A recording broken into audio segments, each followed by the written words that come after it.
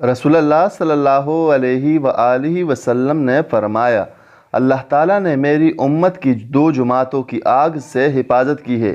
وہ جماعت جو ہند سے جہاد کرے گی اور وہ جماعت جو عیسیٰ بن مریم علیہ السلام کے ساتھ ہوگی۔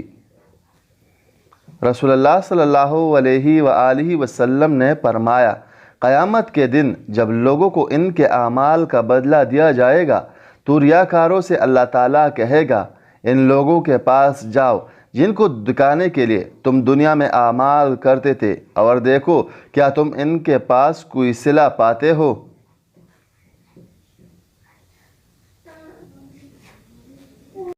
آپ صلی اللہ علیہ وآلہ وسلم نے فرمایا،